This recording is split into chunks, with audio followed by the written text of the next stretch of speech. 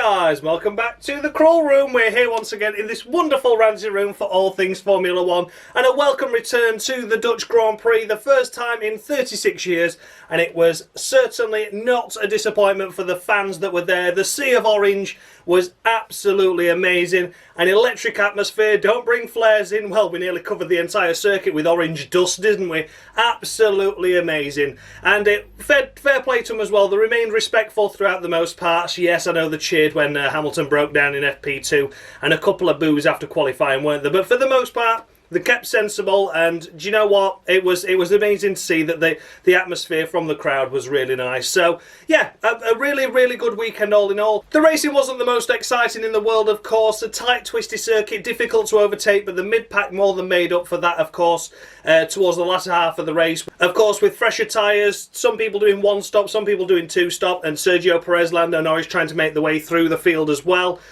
From their bad grid positions and subsequent penalties for Perez. Yeah, and it was an okay race, wasn't it? I'm not going to say it was the best this year, but I certainly enjoyed the tight and twisty nature of the circuit, and the drivers as they got out were like, yeah, we had to push, we had to fight. It was a difficult circuit. Even when you were trying to relax, you couldn't take a breath because it was always undulating all lefts and rights, and that's exactly how Formula 1 should be. So all in all, I will give it a good rating. I'll give it a solid 7 out of 10. I don't say the race was the most exciting in the world, but it was certainly decent. So if you've never seen this series before, I award the drivers out of a maximum of 10 points based on their race weekend performance, and I go all the way down to 0 if they do particularly badly. I do award bonus points for extra special efforts, and I award minus points for extra special efforts for all the wrong reasons. So of course we're going to kick things off with the race winner, Max Verstappen. Absolutely electric atmosphere for Max at his own Grand Prix. He pulled that pressure aside once his helmet went down, and away he went. He grabbed pole, just grabbing pole, after a couple of little errors on that final lap that he did go ever so slightly faster. I think it was like 3/4 of a tenth faster, wasn't it? And Hamilton was only 400ths behind. So yeah, it was a crucial faster lap, that, and a couple of problems. He had a double upshift at the exit of turn 3, which was unusual, and then the DRS failed to deploy after the final banking, turn 15 I believe it is. As he came down the start-finish straight, the DRS flap did not open, and they reckon it cost him around 3/10 on that lap alone with those two issues. So amazing that he went faster. And then of course in the race he kept it controlled. He just copied what Lewis did, really. That's all he had to do. Such was the pace of that Red Bull. All he had to do was match what Hamilton did, and that's exactly what he did do.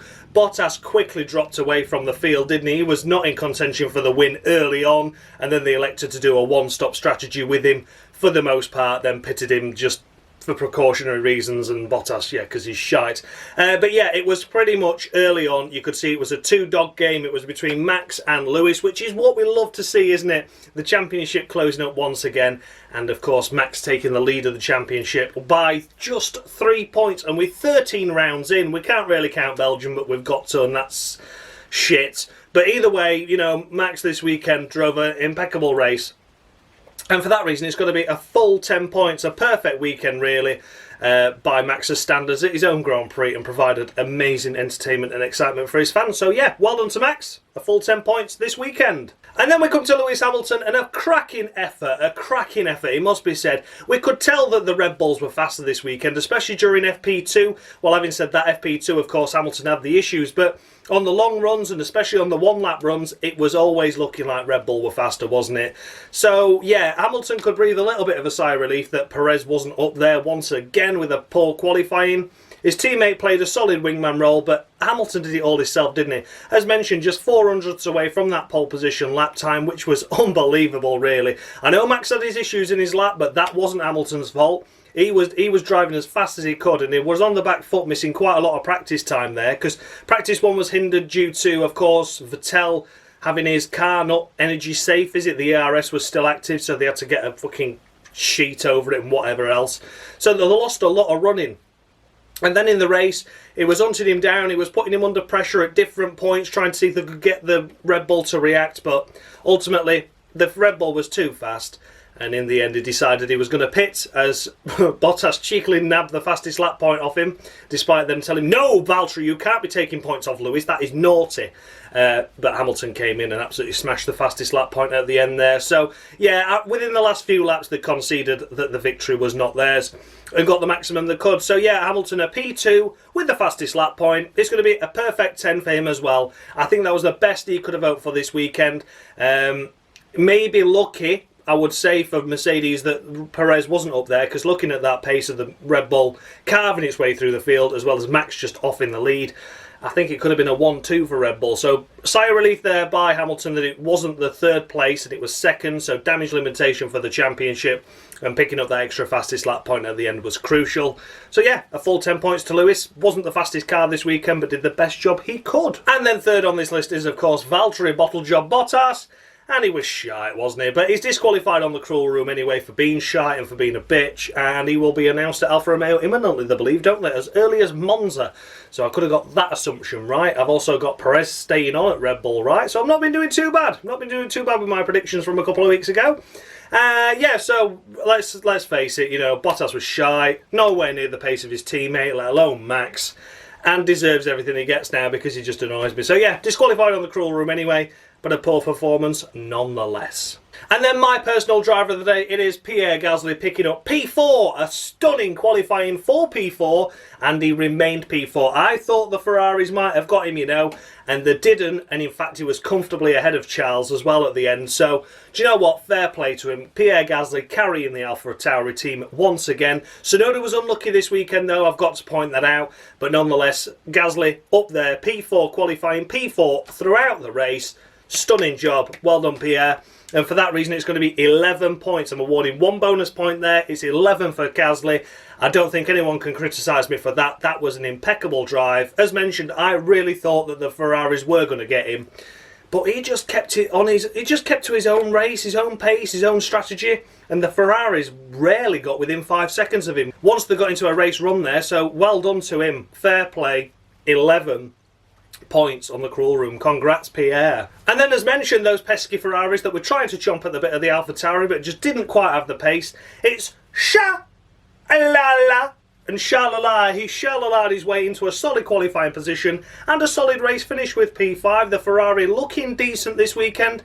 But yeah, just a shame he couldn't get past the AlphaTauri. I know it's difficult to overtake around here, and I know that obviously they would have been wanting to consolidate and bank the points that they had, but I was really surprised that Leclerc was not closer to Gasly than he was in the end. It was such a surprise to see. And the fact that they had two Ferraris there, you know, Leclerc then signs behind the AlphaTauri, I'd have thought that they maybe tried to split the strategy like they did with, of course, Bottas and Hamilton to try and get one ahead of that AlphaTauri, but it just couldn't happen. Gasly was just too quick. So for Sha, it's going to be 9 points on the cruel room. Maybe a little bit harsh. I think a 10 would be deserved, but I'm going to give Gasly the point that I think Leclerc deserves. So it's going to be 9 for him, 11 for Gasly. In the end, it's 20. So, you know, I think Gasly deserves that point over Charles. Not to take anything away from Charles, of course. I thought that was a great drive and a solid 10 points, and he kept ahead of his teammate. But overall, a Ferrari, I think, it still has the pace to be ahead of an AlphaTauri. I know it's a strong car, but I do think Ferrari a little bit better than that, and I think they should have been P4 and P5 today.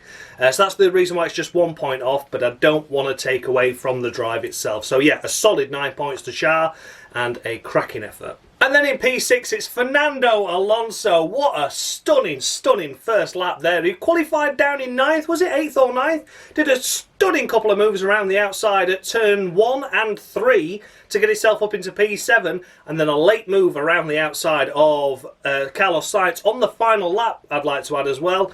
Got him into P6 on that final lap. That was a cracking, cracking effort. So well done to Alonso. Qualifying maybe not the best. I think he could have done a little bit further up the order considering where he finished. But I don't want to criticise him too much on that because he made up for it in the race and a little bit more besides. And I think P6 for Alonso, overtaking around a circuit that is incredibly difficult to do so. Fair play to Alonso for that, and that's going to be a full 10 points. That deserves 10 points. It's not really the cruel room at the moment, is it? And to be honest, it's not really that cruel throughout the rest of the drivers because everyone drove well, and the ones that had issues weren't really their fault, was it? So, yeah, A difficult race for a couple of drivers, but not for Alonso, and it's a perfect 10 to him. And then we come to Carlos Sainz, in a similar situation to Charles, really, as in I felt that he could have been ahead of the Alfa Tauri. I think they should have been ahead of the Alfa Tauri, and he just slipped behind Alonso on that final lap, didn't he? But yeah, all in all, I think Sainz had a solid drive. I think they should have been ahead of the Alfa Tauri, and it was just a shame he slipped behind Alonso at the end. And of course he had that crash in FP3, which nearly meant he couldn't qualify, and it nearly meant he had to almost take a 5-place grid drop. Very lucky that he didn't need a gearbox in that. So I've taken all that into account, and it's going to be 8 points to Sainz, and probably a generous 8. I was thinking 7, but I thought no, that was a good recovery considering the crash he had in FP3. The qualifying, of course, was such a short turnaround, the car wouldn't have been perfect, and he did a good job to line up behind Charles and ended up finishing just behind him, losing out on that last lap. So yeah, solid effort, matched his teammate pretty much. But 8 points there, just for losing that place to Alonso at the end. And next up, it's Sergio Perez, and I'm going to be a little bit cruel with him here. I think, you know, he was unfortunate, of course, with all the backing up and the traffic, etc., that he couldn't get another lap in Q1, which saw him down in 16th. Then, of course, they had no choice. They were like, look, we need another engine. We're already on to engine number 3. We need another engine. Let's take it here. And they did wise to do that, to create a pit lane start, which effectively meant he started 19th, wasn't it? Because Latifi came out of the pit garage as opposed to being at the end of the pit lane. And he made a cracking recovery through, but he made that mistake, didn't he, trying to go around Marzi spin, was it? Where he locked up at turn 1 on his hard tyres, and it was through to the canvas, so he had to pit for mediums and then pit again. What could have been? It could have been higher up. I think he could have been as high as 6th had it not been for the issue that he sustained there with the lockup. But yeah, a good recovery drive, but I don't understand why he won drive of the day. Yeah, it was a good drive, but he put himself in that position ultimately by not having a good enough lap. His teammate had a more than good enough lap. You know, I know there was track evolution and everything in that qualifying session, but a Red Bull should have just been up there within the top 4, and that should have been it. He should have gone out just to maybe cover himself, but he shouldn't have been down there. Norris nearly missed out as well, didn't he, of course? So yeah, for Sergio Perez, it's 7 points. I think that's a generous 7 at that. I was going to be really harsh with him, but I've given him a generous 7 because it was a crucial few points for the Constructors' Championship. Mercedes just pulling away in that ever so slightly again, and they needed all the points they could get. Some cracking overtakes around the outside, a little bit of contact with Norris, of course, as well towards the end there, but some good moves, and does deserve to be noted for that, but I don't want to go singing his praises because he shouldn't have been down there in the first place. But yeah, a solid 7 to Perez. And then we come to Esteban Ocon in P9, picking up a couple of points, and again, he was okay, wasn't he? He was matching Alonso throughout the most part, a bit like Sainz with the Leclerc, and then unfortunately just slipped away towards the end there, and of course Perez got the better of him. And yeah, and as Alonso went up 1, Ocon went down 1, and it gave him a big gap between P6 and P9. A bit unfortunate though that for Ocon, because it doesn't show the true picture. They were together throughout most of the race, the Alpine drivers, and yeah, one of those things really. I don't want to criticise him too much again, but again I don't want to praise him because Alonso had so much more pace and did a lot better job this weekend. But for Ocon, it was a good enough qualifying, a good enough race, a couple of points on the board, which is crucial for Alpine, especially when Aston Martin didn't score this weekend either. But yeah, I'd just like to have seen him up there, you know, challenging Sainz as opposed to losing out to Perez. So yeah, there you go. It's going to be 7 points to Esteban Ocon. I think it was an okay drive, a solid-ish drive, but not as impressive as his teammate. And then it's Lando Norris, the final point scorer in P10, picking up 1 solitary World Championship point, and again, it's a bit like a Perez situation. I don't want to go singing his praises because ultimately he put himself out in Q2. I know we had 2 red flags, of course, with George and Latifi. Both William drivers been in it in the wall, causing 2 red flags, the latter of which Latifi meant that the session couldn't restart, which I thought was a little bit naughty of the FIA there. There was still 1 minute and 40 on the clock, a fast out lap. You could have got a few cars setting a lap time there. So yeah, I thought that was a bit naughty of him, but nonetheless, Norris missed the cut with that. And that's his fault, fundamentally. You know, he should have had a fast enough lap time in Q1 like the other drivers did. I know it's unfortunate, but I am more a believer of get your first lap in. Don't just call it a banker lap. Just go for it, you know. Don't think you can go quicker. on the second lap, because that second lap might not come. So yeah, Lando did okay, got ahead of his teammate, did a cracking job in that sense, considering that, of course, Ricciardo got into Q3 and then slipped behind Perez, and then his pace just fell away at the end. I think McLaren was struggling overall, really. But unfortunately for Norris, it's not the best drive we've seen him in this season, and it's certainly not the best qualifying we've seen him in this season. So it is going to be 6 points, and I think, yeah, you know, I know I awarded Perez a little bit of an extra point, but he made progress through, whereas Norris got up there and then tumbled back down again, and that was unfortunate to see. So yeah, 6 points to Norris. Yeah, he beat his teammate, which is fantastic considering that Ricciardo was ahead of him. But ultimately, it just wasn't a strong day, were it, by Norris' standards. So yeah, 6 points to him. And then it's time for Daniel Ricciardo. It wasn't Bottas' fault. He slipped on a blue shell. Oh, Daniel, what a shame. You had to get Palmer of the Week, buddy, unfortunately. Someone had to, and it was Ricciardo this time around. What a golden opportunity this weekend was for him to really show what he was capable of. A good, solid Q2 lap to get him into Q3 was perfect. And then you think, right, he's got to get ahead of the Alpines. He's got to get ahead of the Alfa Romeo of course, Giovinazzi, that got through into Q3 as well. And you think he's got to be ahead of those. That's minimum P7. Minimum P7, that. And there he was in P10. Really poor. And then in the race, he was languishing around in P10. Never really got higher than 9th. And then he finished outside the points in 11th. Shouldn't have happened. Beaten by his teammate as well. Struggling. Still struggling with Ricciardo, and that's another Palmer of the Week to him. So yeah, a disastrous weekend once again by McLaren, particularly Ricciardo. So yeah, big shame, and it's Palmer of the Week to Daniel Ricciardo. Next up's Lance Stroll. It's the curious case of the Aston Martins this weekend, unfortunately, isn't it? They seem to be looking strong in practice, and when we got to qualifying, they weren't really anywhere. Stroll, of course, knocked out in Q2. Yeah, bit of a shame, but I think the car was struggling more than what we actually knew and what we understood, and I don't want to go too harsh on the Aston Martin drivers this weekend. Yeah, just a difficult one to judge, a difficult one to understand. Again, Aston Martin have been a bit like a Ricciardo, haven't they? They've either been really up there or really down, or sometimes they've not really had the qualifying, but the strategy's made up for it. This time they were just in P nowhere throughout all of the race, not even getting inside the top 10, I don't believe, at any point, even with pit strategies. So yeah, Stroll, P12, and it's going to be 7 points. I think that's a generous 7. But considering his teammate struggled a little bit more than him this weekend, and the fact that the car was off the pace, I think he delivered the most he could, really. When you look at the cars that finish ahead of him, and Aston Martin at the minute doesn't really finish ahead of those. So yeah, I think a solid 7 for Lance Stroll is fair.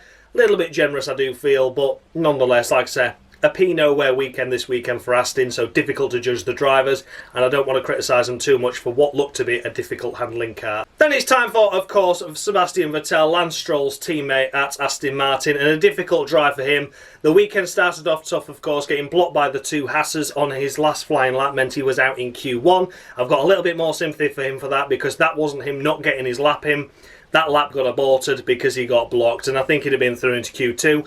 Where would he have progressed from there, though? I doubt it was any further than Q2, because, like I said, the Aston Martin looked like a bit of a handful, and even struggling to get out of Q1, in all fairness, as well to him. So yeah, having that lap block just added insult to injury. So overall, for Sebastian Vettel, he also had a little spin as well. Shall I do the song? I'll do the song. You spin me right round, baby, right round.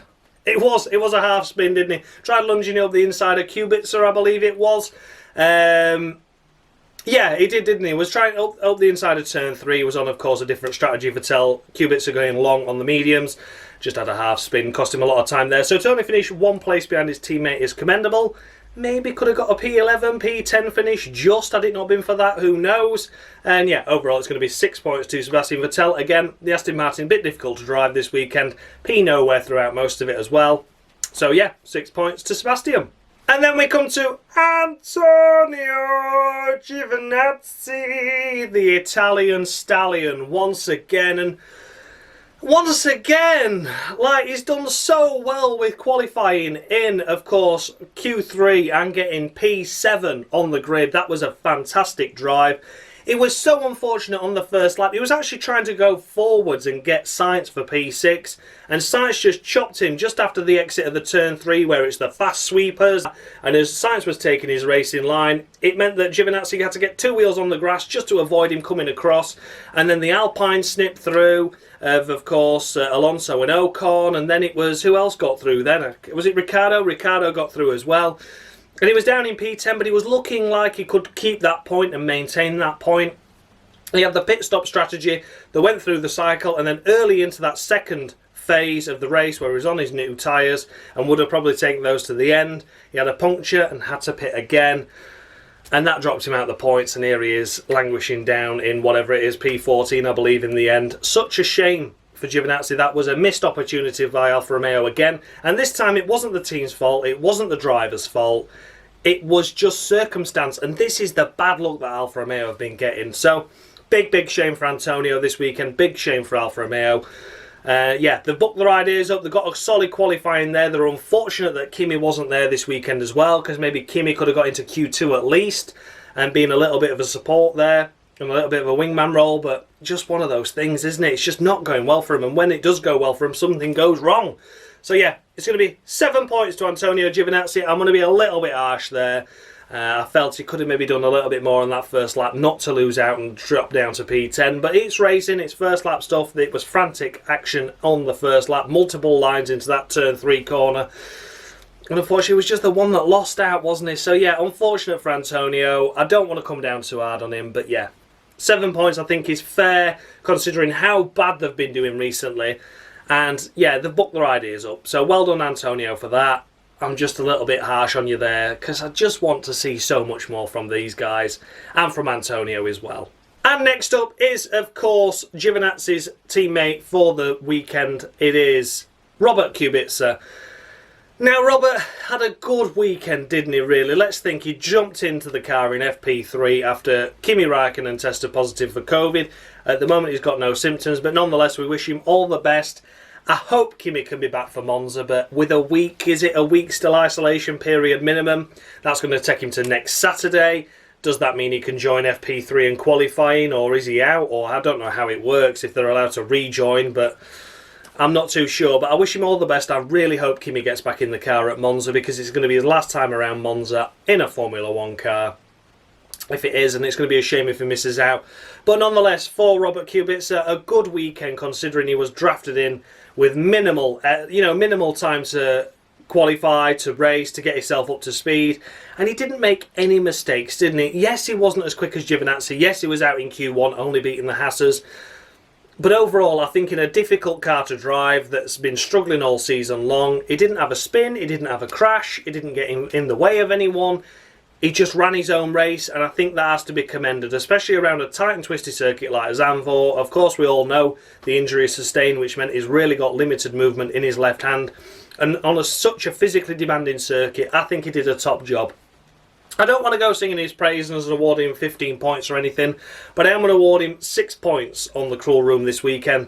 And as it is Raikkonen's last season, what I'm going to be doing with Kubica's score is I'm going to be adding them to the grand total of Raikkonen's score, because Raikkonen's not having the best season, is he, at the moment? He's down there in the Cruel Room standings, and I thought, Kubica's scores for this weekend, maybe next, if he does reach there, I'm going to add to Raikkonen's score just to make sure that Raikkonen has the fair chance of not being in that last position of the drivers undisqualified. So there you go, 6 points to Robert, and they will go towards Raikkonen's score at the end of the season. Then we come to Nicholas Latifi, disqualified on the Cruel Room, will remain disqualified, an encouraging Q2 performance until he binned it, and then in the race it was Pinot where throughout most of it. So yeah, big shame there, big missed opportunity by Williams this weekend. We'll get to his teammate in a second, but yeah, big shame for Latifi. Unfortunate weekend again for Williams.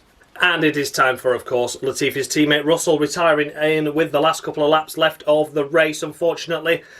Yeah, Russell, missed opportunity for points and missed opportunity for Q3. Both drivers making mistakes in Q2, creating red flags. But let's face it though, for George, qualifying P11 in a car that he'd made a mistake in anyway, in qualifying, I think is a commendable effort nonetheless. And in the race, he was running around in 11th, 12th, that sort of area. but then fundamentally just retired in the last few laps, and he was slipping behind a couple of cars at the end there, wasn't he? So I've got to be cruel to be kind with George this weekend, and I know it's his first mistake in a long time. Imola, you would say, really, with the Bottas incident on track. It's certainly his first problem in qualifying, and an issue in qualifying in a Williams, still next year P11. I think it has to be commended for that, but I need to be harsh with drivers. I need to be harsh. It's called the cruel room. So it is just going to be a middle of the road 5 points to Russell this weekend. He deserves more than that, and I know he does, but I don't want to see him make mistakes, and I want to, I want him to just keep doing really well, keep the momentum going from the last couple of races, and unfortunately just slipped away from him this weekend. Even if he qualified in P2 again, it looks like the retirement would have happened nonetheless, but yeah, big shame. So I'm going to award him what I do for a retirement, even though it was within the last couple of laps, and that's 5 points. I'm just a little bit harsh there, but like I say, I can't keep singing praises for every driver all the time. I've got to be unbiased, and it was a shame to see him crash in qualifying, and then a shame not to see him sneak into the points before the retirement, and in fact just started to tumble back a little bit at the end there. So yeah, 5 points to George. And then we come to Mick Schumacher. An unfortunate race by Mick. He got overtaken by Mazepin at the start of the race, and then I believe it was when either Latifi or Perez was coming through. He had contact which damaged his wing. I didn't see it. I don't know if we'll get to see it afterwards. I've still not seen it as yet. But nonetheless, damage was caused, and he had to pit for a front wing. And then the race was pretty much over from there. Anyway, his teammate retired, so that meant he got ahead of him, but it was something like 50 seconds. It was a really slow stop by the Haas team as well, changing that nose. So yeah, it was out of the race before it really began. Even by Haas's standards, he couldn't even fight with his teammate, could he be, on that first couple of laps?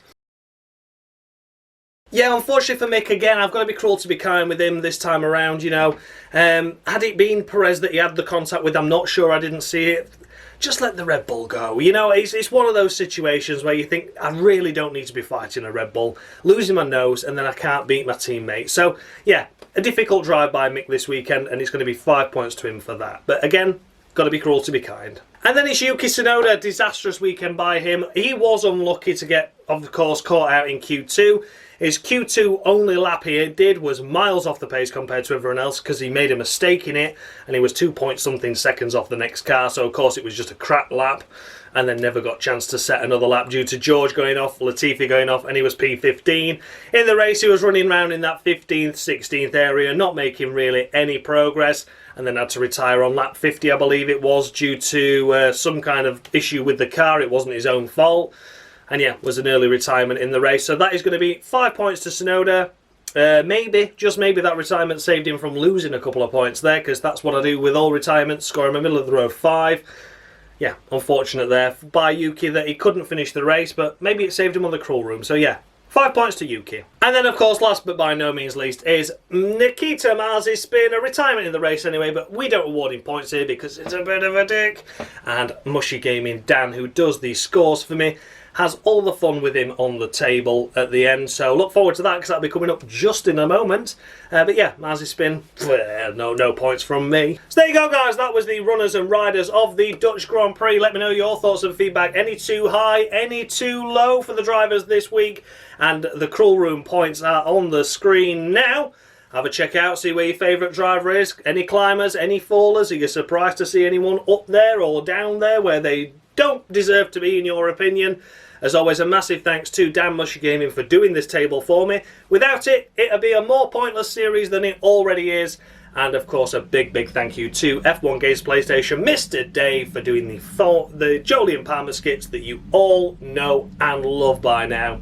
So thanks a lot for watching, guys. I will be back next Monday, 6 PM, with the Italian Grand Prix Crawl Room. So look forward to that, and I hope it's a cracking race because Monza is normally exciting, isn't it? So I'll see you all then. Thanks a lot for watching, guys, and as always, much love!